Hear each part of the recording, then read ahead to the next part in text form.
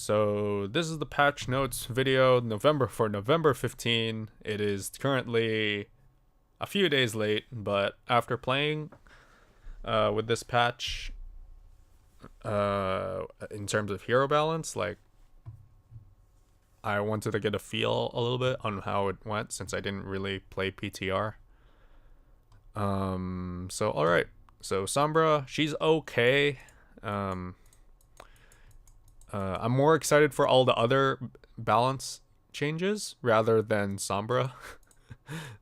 She's just makes she's much better on defense than on offense, but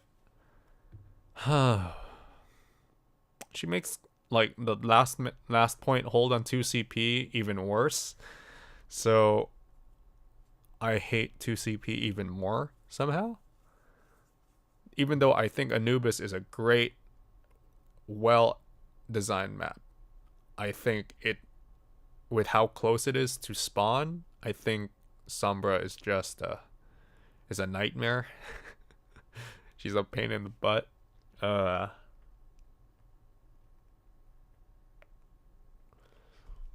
Kinda, yeah. She's much better on defense than on offense with just her kit. Like she can just shut down things. Though her EMP, her ult is very good on either side, but health pack control is much more valuable when you're on offense. So the fact that she can shut down vital health packs is much better much better on defense. Okay, let's just skip down to the hero balance changes. So hero balance. Dealing damage to things other than players like Torb's turret or Symmetra's teleporter no longer charges ultimate abilities, which I'm having mixed feelings about this one. It's okay. It's not bad, but it doesn't feel great anymore. From the other end, I might have maybe it charged maybe a quarter of the speed than other things, but I don't know how they would code that in. And ultimate cost have been increased by 25% for all heroes. I don't necessarily agree with this, but I think the meta has to mature rather a little bit more for us to know what the true effect of this one is. Ana with Nano Boost no longer increases move speed. I think this really sucks for Ana because now the dependence on Lucio being run with Ana is much higher. Because without Lucio, okay, so there's no speed boost. Let's pull up play Overwatch real quick. For heroes, so who would you nano boost? You would nano boost Genji. Genji's good because he's just always good with his ult. You might not do McCree. You wouldn't do Pharah. Reaper would be okay, I guess. Soldier with his buff, maybe. He's not bad, though he can get countered pretty easily. Sombra, no. Tracer, no, not really. Bastion, actually, the Bastion's a maybe. Maybe, but he takes a very low priority maybe. Hanzo, no. Junkrat, no. Mei, no. Torb, no, because they nerfed this hammer, so he's not as great now. He has to have his ult if he does get boosted, but when are you Ana built so much faster than Torb, so there's no reason to really choose him because usually there's someone else better. Widow, no. Diva, no. Reinhardt without speed, no. Roadhog, no. Winston, not a bad choice, so I'll put a check mark, question mark. Zarya only at hard charge, but even then kind of a niche pick, so very questionable / no. Ana, no, of course not. And I think it's only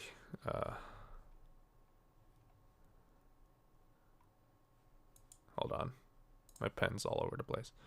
And Symmetra, Zenyatta, Mercy, Lucio, no. So there's only like 2 heroes that you would actually choose, or like 3 heroes that you would choose. You wouldn't choose, and then a couple questionable ones.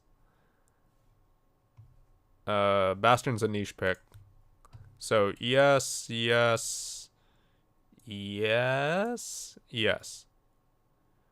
As compared to before, it was yes. Yeah.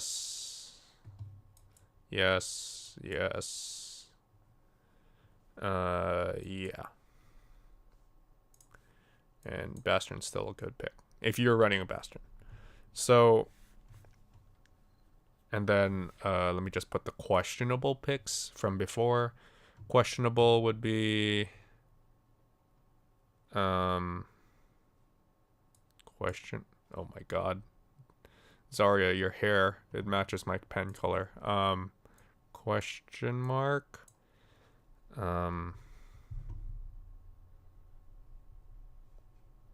That's about it, right? Like there wasn't too question mark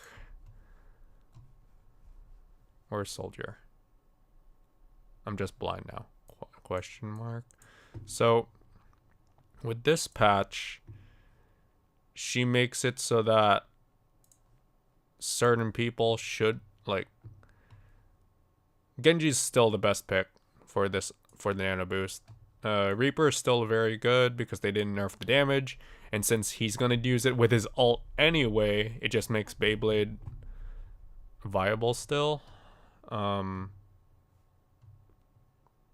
Reinhardt, sure.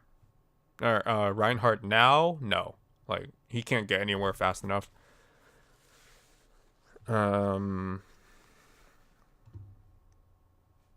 Yeah. So instead of an offensive ult, Ana has more of a defensive ult because there's, well, soldier, I guess. It's more of a defensive ult now because you don't really you wouldn't really want to initiate with it. You'll probably want to use nano boost when in the middle of a fight, so it's kind of it's okay. If you want the same thing as before, though, you would still run the Lucio. So the Lucio and comps will never end because that was the only way to get things done was with speed boost. So oops. So yeah, I don't know. I wouldn't have just made it from 50% move speed to 0. I would have lowered down the move speed and then maybe lowered down the damage and protection. I wouldn't have just removed speed boost flat out.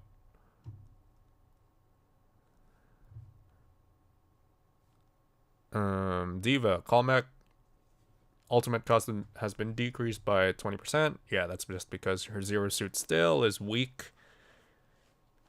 As it always has been. Mech health increased to 200, formerly 100. So she's now at 600 health total, 200 health, and then 400 armor. This has just made her so annoying on final point holds. Because she just survives longer now. Like, just flat out survives longer. So you have to go through defense matrix. Then you have to go against the fact that she has so much health. So it's really annoying to deal with her on final holds now because she doesn't die. Movement speed while firing has been increased by 25% to a total of 50%. This is a very good one for her. I like that one.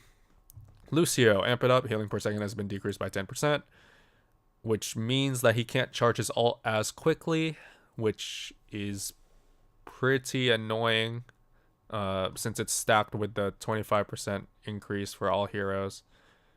This makes Lucio's healing pretty much, or Lucio's ult pretty much a niche. Like he won't have as many, so he has to really save. Lucio players really have to save it now. Let's see what's the developer comment here. Lucio's overall healing output was always been on par or with or even higher than Lucio with Overwatch's other healers. And his other benefits made him an almost mandatory pick. Well, he still is because he's the only person who gives speed boost. And if you want to run Ana, who still has the highest healing per second, especially, and her grenade is very powerful, there's no reason to never run Lucio. You always have to run Lucio right now. The only way they can change this is if they release another hero with speed boost, or like just raise how fast heroes move, because at the moment he makes the game flow much faster, and yeah, it's just they really don't like Lucio. Like he's been nerfed every single time since he was released back in the beta. First they nerfed his gun, then they nerfed his healing, then they nerfed his speed, and now they're nerfing his healing again. Poor Lucio. Alright. And so now he's really boring. Like before he could kind of battle tracers that were on him, but now he really can't because he doesn't do nearly enough damage. So now everyone pretty much understands at this point that he's needed, but he's boring as hell to some people. But I play him kind of aggro, so I don't get bored with him, but I know a lot of people who do get bored of Lucio because he's pretty passive and his gun's not even that good, so you're not really doing anything. You're just a speed aura. May Blizzard ultimate cost has been increased by 15%, which is on top of the 25%, so a total of 40% increase on her ultimate. She's still good. Very good at point contesting. So, I mean, yeah, there's that. Mercy, passive health regeneration now activates when Mercy avoids taking damage for 1 second, formerly 3 seconds. This won't fix Mercy. Mercy's problem is that once she gets her ultimate, her goal in life is to hide, and then use her ult on at least 2 people to keep the fight going. That's her value, not necessarily the 5-man res, because 5-man res is actually kind of crap. Because that means everyone died, and the enemy team gets to position themselves better to just kill your now resurrected team more efficiently. So it's not, and also all the cooldowns are gone for the enemy team usually, or at least most of them. So her 5-man res is actually kind of bad, but I don't think this fixes her, because I don't think she really had a problem with surviving out of a team fight. I think it's just that because her res is so powerful that she kind of has to hide, and I don't think that's going to be in the meta anytime soon. Like, unless you're... Wake up. Oh god. Let's just... Hey, wake up. Kill that real quick.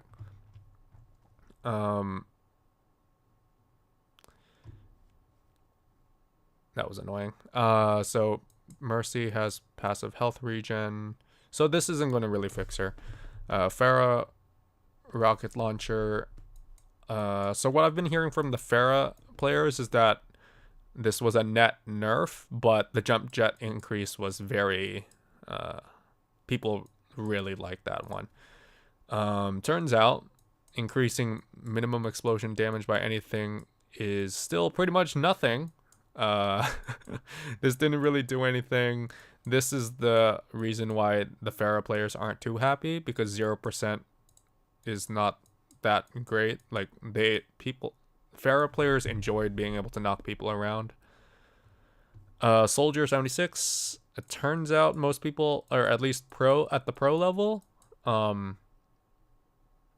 he is able to pretty much 1v1 anyone except for Roadhog. And my friends who like Soldier have really enjoyed him. He feels really good now. And so now pretty much he's a McCree with healing, though he doesn't do as much burst, so there's that. Torb, I like this. He's very powerful now. He's great. This is great. It is a great buff. Especially since his turret doesn't give ult anymore, so that's cool. So armor packs are cool. They also fixed my worry about it generates only after the round actually starts, so that's nice. Venom Mine, I don't know why they're really buffing her. I think the charge rate increase was all they needed to do. I don't understand why Venom Mine doesn't damage her anymore. They double buffed for no reason. I don't quite agree with it, because when you were trying to kill a Widow, you wanted her to run into her mines for added damage, but like Widow players never had a problem with this. Like, they understood that they had to go around the mine. So I don't know. Like, I don't agree with the double pick.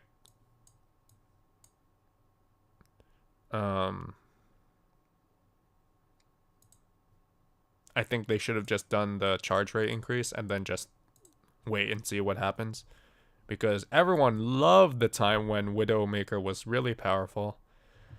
Zarya, she's still gonna have to be insta pick because her barriers are too good. But she's now, I guess, like, bad Zaryas are gonna have a really hard time building ult charge now because of the added 25%. So like getting one ult during a King of the Hill now might be a bit tough for them. But if they play a good Zarya, then there shouldn't be too much of a problem. I mean, in theory anyway, because once you get to 80 charge, you're pretty much set. But you'll probably need like 4 barriers in order to get to 100.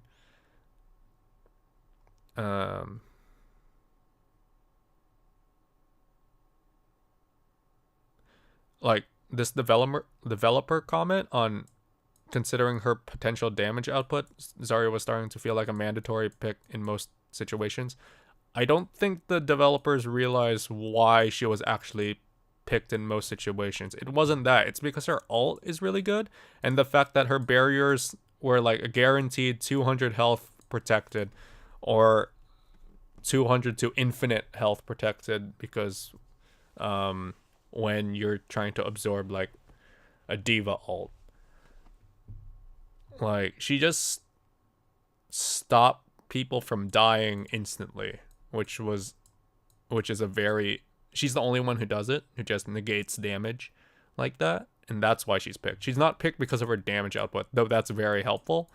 I think her ult charge is a little bit too slow, but oh well. We'll just have to find out later. Arcade's fun.